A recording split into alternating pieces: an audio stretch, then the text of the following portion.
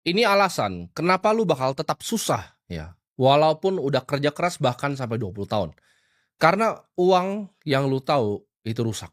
Ini adalah video yang sebenarnya gue udah pengen bikin dari lama ya. Jadi gue jelasin kenapa ya hal ini bisa terjadi, kenapa lu bisa kerja keras tanpa menjadi kaya. Ini kenapa gue bikin ini semua ya, kenapa gue bikin video-video gue, kenapa gue muncul ke permukaan, karena gue percaya dari dalam hati gue yang paling dalam, ketika gue dulu kebingungan. Gue bingung gitu, kenapa orang tua gue kerja keras, cuman nggak bisa kaya. Itu kenapa gue percaya akan sistem keuangan yang baru, ya, dan gue sulit untuk percaya sistem keuangannya sekarang. Dan buat kalian yang tanya, apakah fenomena ini terjadi hanya spesifik di negara kita? Jawabannya bukan, ya. Ini adalah fenomena global, ya, yang dimulai dari Amerika Serikat. Ada lebih, ya, dari 180 buat kalian yang nggak tahu mata uang yang ada di dunia ini, ya. Di ASEAN aja ada berapa? Beda-beda, ada Vietnamese dong, ada Filipina punya peso, ada Thailand punya baht, ya. Ada Indonesian punya rupiah, Timor Leste pun punya dolarnya sendiri mereka. Dan jumlah yang beredar itu, ya, sangat amat cepat dan pesat. Dan ketika mata uang di negara yang berkembang, gue sebutnya, itu dicetak terus-menerus, ya. Akibatnya apa? Mereka yang bekerja keras dan menabung itu akan tergerus nilai uangnya. Dan justru ya bikin uang tersebut berpindah tangan ke orang lain. Jadi ibaratnya kemampuan finansial bahwa ketika setiap kali apapun yang kalian lakukan di dunia ini uang itu dicetak, kita ngomong sandang, pangan, papan itu selalu jadi lebih mahal.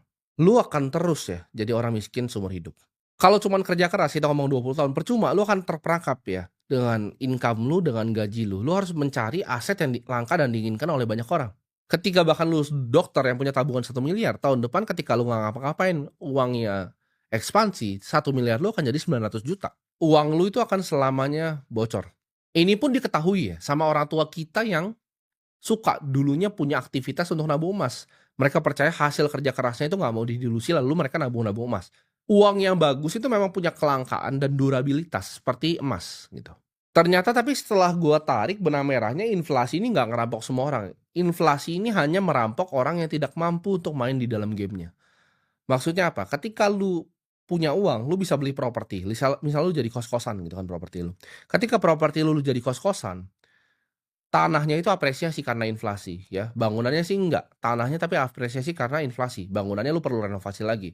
Tapi per kamarnya itu bisa lu sewakan ke orang-orang yang gajiannya bulanan. Ketika mereka gajiannya bulanan, sewanya itu ketika tahun depan lu bisa naikin gitu. Mereka yang kena inflasi, lu nggak kena inflasi, lu selamat dari inflasi malah uang lu bertambah. Dari penambahan uang itu hasil sewa kosnya, lu bisa beli kos-kosan yang kedua. Jadi itulah yang tidak adil gitu. Itu yang gue percaya tidak adil. Orang yang punya aset itu akan sangat diuntungkan dan